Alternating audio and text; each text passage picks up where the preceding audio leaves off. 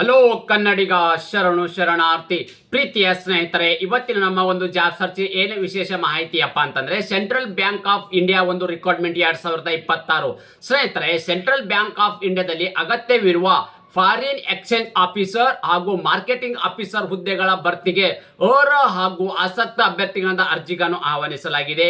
ಹುದ್ದೆಗಳ ಭರ್ತಿಗೆ ಸಂಬಂಧಿಸಿದಂತೆ ಕರ್ತವ್ಯ ಸ್ಥಳ, ಶೈಕ್ಷಣಿಕ ಅರ್ಹತೆ ಮತ್ತು ಅರ್ಜಿ ಸಲ್ಲಿಕೆ ದಿನಾಂಕ, ಹುದ್ದೆಗಳ ಬಗ್ಗೆ ಮಾಹಿತಿ ಓವರ್ ಆಲ್ ಆಗಿ ಫುಲ್ ನೋಟಿಫಿಕೇಶನ್ ವಿವರವನ್ನು ನಾನು ನಿಮಗೆ ಈ ವಿಡಿಯೋದಲ್ಲಿ ತಿಳಿಸಿಕೊಡ್ತೇನೆ. ನೀವು ನಮ್ಮ ಯೂಟ್ಯೂಬ್ ಚಾನಲ್ಗೆ ಮೊದಲ ಬಾರಿ ಭೇಟಿ ನೀಡಿದರೆ ಸಬ್ಸ್ಕ್ರೈಬ್ ಜೊತೆಗೆ ಬೆಲ್ ಐಕನ್ ಕ್ಲಿಕ್ ಮಾಡೋದನ್ನ ಮರಿಬೇಡಿ. ಯಾಕಪ್ಪ ಅಂದ್ರೆ ಪ್ರತಿನಿತ್ಯ ನಾವು ಕೇಂದ್ರ ಸರ್ಕಾರ ಮತ್ತು ರಾಜ್ಯ ಸರ್ಕಾರದ ಹೊಸ ಹೊಸ ಹುದ್ದೆಗ ಮಾಹಿತಿ ಕೊಡಲಿಂದ ತಪ್ಪದೆ ನಿಮಗೆ ನೋಟಿಫಿಕೇಶನ್ ಬರಲಿದೆ. ಪ್ರೀತಿಯ ಸ್ನೇಹಿತರೆ, ಫುಲ್ ನೋಟಿಫಿಕೇಶನ್ ಬಗ್ಗೆ ವಿವರವನ್ನು ನಾವು ನೋಡ್ತಾ ಹೋಗೋದಾದ್ರೆ ಯಾವೆಲ್ಲ ಒಂದು ಹುದ್ದೆಗಳು ಕರೆದಿದ್ದಾರಪ್ಪ ಅಂದ್ರೆ ಫಾರಿನ್ ಎಕ್ಸ್ಚೇಂಜರ್ ಆಫೀಸರ್ ಮತ್ತು ಮಾರ್ಕೆಟಿಂಗ್ ಆಫೀಸರ್ ಇರ್ತಕ್ಕಂಥ ವಿವಿಧ ಹುದ್ದೆಗಳ ಅರ್ಜಿಗಳನ್ನು ಆಹ್ವಾನಿಸಲಾಗಿದೆ. ಕರ್ತವ್ಯ ಸ್ಥಳ ಎಲ್ಲಿಯಪ್ಪ ಅಂತಂದ್ರೆ ತಾವುಗಳು ಗಮನಿಸಬಹುದಾಗಿದೆ. ಆಯ್ಕೆಯಾದ ಅಭ್ಯರ್ಥಿಗಳು ಕರ್ನಾಟಕ ಸೇರಿದಂತೆ ಭಾರತಾದ್ಯಂತ ಕೆಲಸವನ್ನ ನಿರ್ವಹಿಸಬೇಕಾಗತ್ತೆ. ಅದೇ ರೀತಿ ಇಲ್ಲಿ ಖಾಲಿ ಇರ್ತಕ್ಕಂಥ ಹುದ್ದೆಗಳ ಸಂಖ್ಯೆ ಎಷ್ಟು ಒಟ್ಟು ಅಪ್ಪ ಅಂತಂದ್ರೆ 350 ಹುದ್ದೆಗಳು ಇರ್ತಕ್ಕಂಥದ್ದು. ಈ 350 ಹುದ್ದೆಗಳು ಭಾರತಾದ್ಯಂತ ಕರೆದಿರ್ತಕ್ಕಂಥ ಹುದ್ದೆಗಳಾಗಿದ್ದಾರೆ. ಕರ್ನಾಟಕ ಸೇರಿದಂತೆ 350 ಹುದ್ದೆಗಳು ಇರ್ತಕ್ಕಂಥದ್ದು. ಅದೇ ರೀತಿ ಯಾವೆಲ್ಲ ಒಂದು ಹುದ್ದೆ ಕರೆದಿದ್ದಾರೆ, ಆ ಹುದ್ದೆಗೆ ಅನುಗುಣವಾಗಿ ಎಷ್ಟು ಹುದ್ದೆಗಳ ಸಂಖ್ಯೆ ಕರೆದಿದ್ದಾರೆ ಅಂತ ನಾವು ಮಾಹಿತಿ ನೋಡೋದಾದ್ರೆ ಫಾರಿನ್ ಎಕ್ಸ್ಚೇಂಜರ್ ಆಫೀಸರ್ ಇರ್ತಕ್ಕಂಥವರಿಗೆ 50 ಹುದ್ದೆಗಳು ಕರೆದಿದ್ದಾರೆ. ಮಾರ್ಕೆಟಿಂಗ್ ಆಫೀಸರ್ ಇರ್ತಕ್ಕಂಥವರಿಗೆ ಒಟ್ಟು ಇಲ್ಲಿ 300 ಹುದ್ದೆಗಳ ಅರ್ಜಿಗಳನ್ನು ಆಹ್ವಾನಿಸಲಾಗಿದೆ. ಯಾರಿಗಿದು? ಮಾರ್ಕೆಟಿಂಗ್ ಆಫೀಸರ್ ಹುದ್ದೆಗೆ ಸಂಬಂಧಪಟ್ಟವರಿಗೆ 300 ಹುದ್ದೆಗಳ ಅರ್ಜಿಗಳನ್ನು ಆಹ್ವಾನಿಸಲಾಗಿದೆ.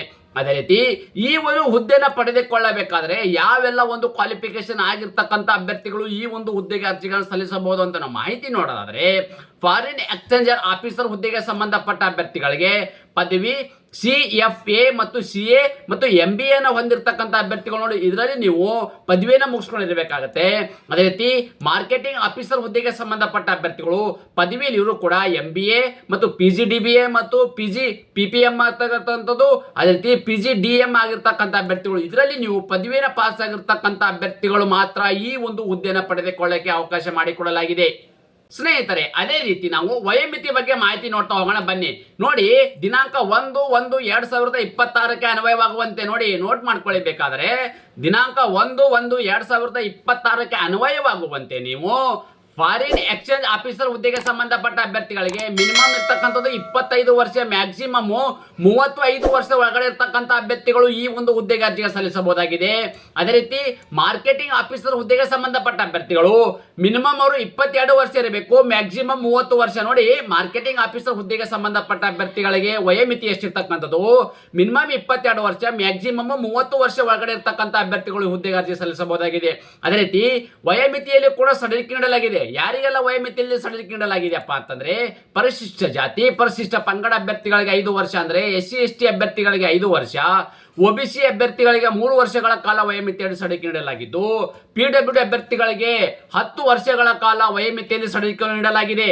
ಅದೇ ರೀತಿ ಈ ಒಂದು ಹುದ್ದೆಯನ್ನು ಪಡೆದಿರ್ತಕ್ಕಂಥ ಅಭ್ಯರ್ಥಿಗಳಿಗೆ ಮೂಲ ವೇತನ ಅಂದ್ರೆ ಅವರಿಗೆ ಸಿಗ್ತಕ್ಕಂಥ ಪ್ರತಿ ತಿಂಗಳ ವೇತನ ಎಷ್ಟು ಅಂತ ನಾವು ಮಾಹಿತಿ ನೋಡೋದಾದ್ರೆ ತಾವುಗಳು ಗಮನಿಸಬಹುದಾಗಿದೆ. ಹುದ್ದೆ ಮತ್ತು ಹುದ್ದೆಗೆ ಅನುಗುಣವಾಗಿರ್ತಕ್ಕಂಥ ವೇತನ ಅಂದ್ರೆ ಫಾರಿನ್ ಎಕ್ಸ್ಚೇಂಜರ್ ಆಫೀಸರ್ ಹುದ್ದೆಗೆ ಸಂಬಂಧಪಟ್ಟ ಅಭ್ಯರ್ಥಿಗಳಿಗೆ 85,920 ರಿಂದ 1,05,280 ರೂಪಾಯಿವರೆಗೂ ವೇತನವಿದ್ದು, ಮಾರ್ಕೆಟಿಂಗ್ ಆಫೀಸರ್ ಹುದ್ದೆಗೆ ಸಂಬಂಧಪಟ್ಟ ಅಭ್ಯರ್ಥಿಗಳಿಗೆ 48,480 ರಿಂದ 85,920 ರೂಪಾಯಿವರೆಗೂ ವೇತನವಂತೂ ಸಿಗಲಾಗುವುದು.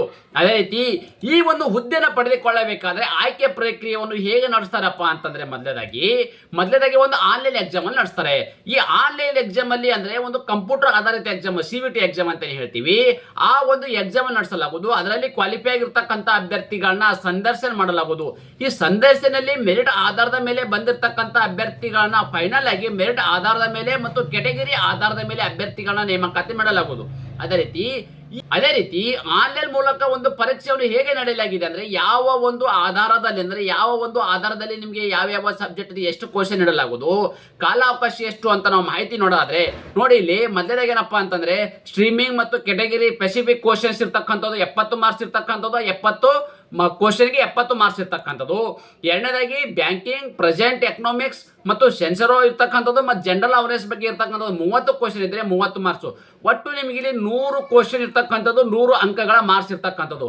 ಒಟ್ಟಾರೆಯಾಗಿ ನಿಮಗೆ ಎಕ್ಸಾಮ್ ಬರ್ತಕ್ಕಂಥ ಕಾಲಾವಧಿ ಎಷ್ಟು ಇರ್ತಕ್ಕಂಥದ್ದು, ಇಲ್ಲಿ 60 ಮಿನಿಟ್ಸ್ ಇರ್ತಕ್ಕಂಥ, ಅಂದ್ರೆ 1 ಅವರ್ ನಿಮಗೆ ಎಕ್ಸಾಮ್ ಬರೋಕ್ಕೆ ಕಾಲಾವಧಿ ಇದೆ.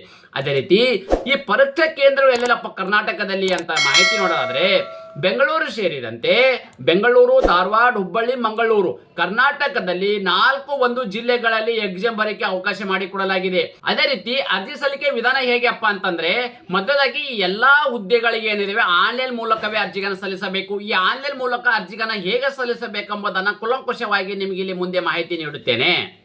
ಅರ್ಜಿಯ ಶುಲ್ಕ ಸ್ನೇಹಿತರೆ, ತಾವುಗಳು ಇಲ್ಲಿ ಗಮನಿಸಬಹುದಾಗಿದೆ. ಈ ಆನ್ಲೈನ್ ಅಪ್ಲಿಕೇಶನ್ ಹಾಕಬೇಕಾದ್ರೆ ಅರ್ಜಿ ಶುಲ್ಕ ಎಷ್ಟು ಅಂತ ಮಾಹಿತಿ ನೋಡೋದಾದ್ರೆ, ಪರಿಶಿಷ್ಟ ಜಾತಿ, ಪರಿಶಿಷ್ಟ ಪಂಗಡ, PWD ಮಹಿಳಾ ಅಭ್ಯರ್ಥಿಗಳಿಗೆ 175 ರೂಪಾಯಿ ಅರ್ಜಿ ಶುಲ್ಕವಿದೆ. ಎಷ್ಟಿರ್ತಕ್ಕಂಥದ್ದು? SC/ST ಅಭ್ಯರ್ಥಿಗಳಿಗೆ ಮತ್ತು ಮಹಿಳಾ ಅಭ್ಯರ್ಥಿಗಳಿಗೆ 175 ರೂಪಾಯಿ ಅರ್ಜಿ ಶುಲ್ಕವಿದ್ದಾರೆ. ಉಳಿದೆಲ್ಲ ಅಭ್ಯರ್ಥಿಗಳಂದ್ರೆ ಯಾರಪ್ಪ ಅಂತಂದ್ರೆ, ಇದು ಜನರಲ್ ಕ್ಯಾಟಗರಿ ಮತ್ತು OBC ಕ್ಯಾಟಗರಿ ಸಂಬಂಧಪಟ್ಟ ಅಭ್ಯರ್ಥಿಗಳಿಗೆ 850 ರೂಪಾಯಿ ಅರ್ಜಿ ಶುಲ್ಕವಿದೆ.